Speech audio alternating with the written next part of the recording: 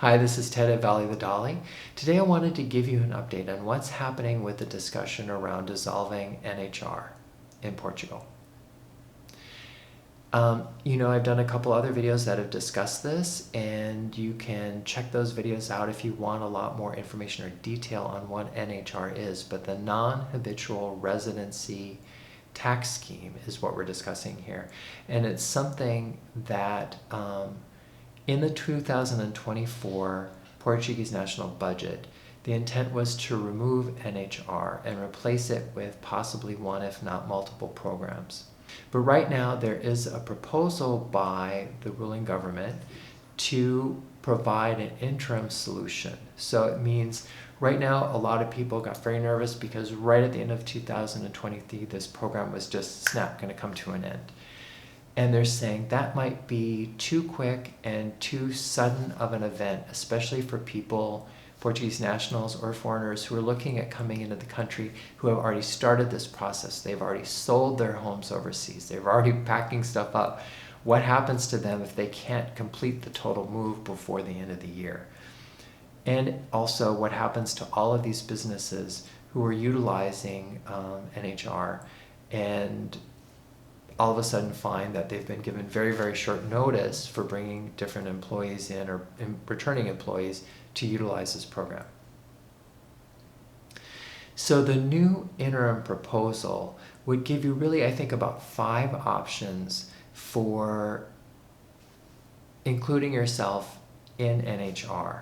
And the first one would be that you sign a contract for employment by December 31st, 2023. This is for a contract for employment where you will perform the work in Portugal. So that's the first option. Now, the second and the third option are kind of retroactive, meaning they've already taken place, but don't lose hope because the fourth and fifth still provide you with opportunities. So the second one would be that you have a lease on an apartment that you would be moving to, and you had gathered that lease by October 10th, 2023. The third would be that you have a contract on a piece of real estate, on a home or an apartment, or you have a promise to complete that contract. Requires that you would have had that done by October 10th, 2023. The fourth one is really probably kind of the golden ticket here, or the key to having made yourself NHR ready, which is that you have to show by the end of the year that your paperwork is in process. And how do you do that? So there are a couple options here.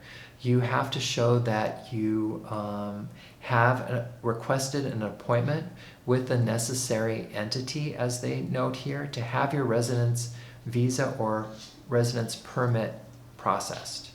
The other one would be that you could show that you have submitted the paperwork for your residency visa or residency permit by the end of the year.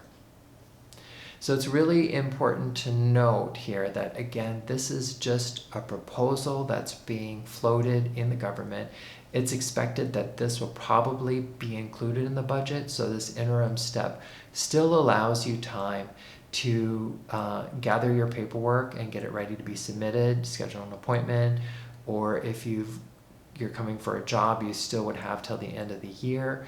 And if you're currently have an apartment or a home already rented or purchased by October 10th, then those are other solutions. Again, I am not an immigration lawyer, and I am merely reporting on what is being proposed. And again, this is not finalized.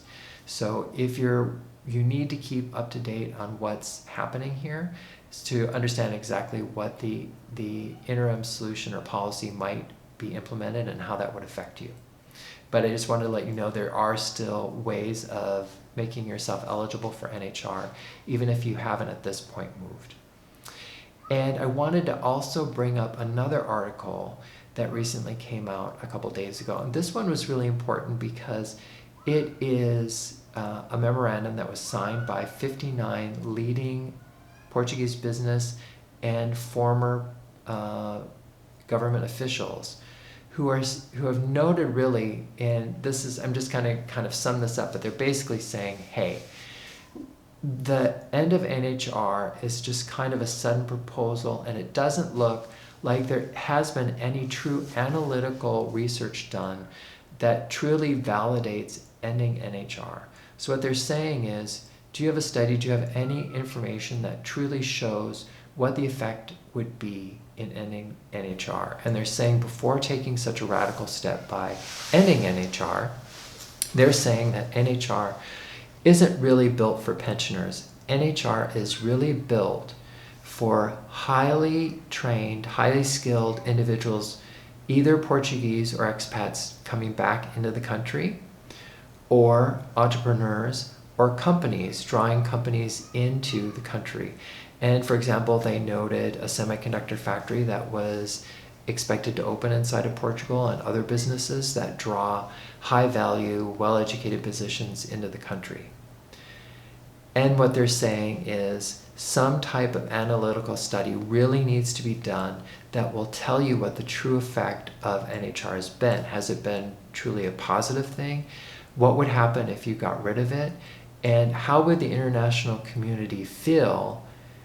And would they trust that Portuguese rules changing so quickly are friendly to business or friendly to the option of people coming in? They want to provide confidence to the international community that if they're looking to start a business, looking to bring in highly valued, skilled jobs into Portugal, that they're confident that the laws or rules that support this won't be done away with at the drop of a hat, that they want to know that there is stability in the government and the government policies. So this is Ted at Valley of the Dolly. I look forward to talking with you real soon. Thanks again. Bye now.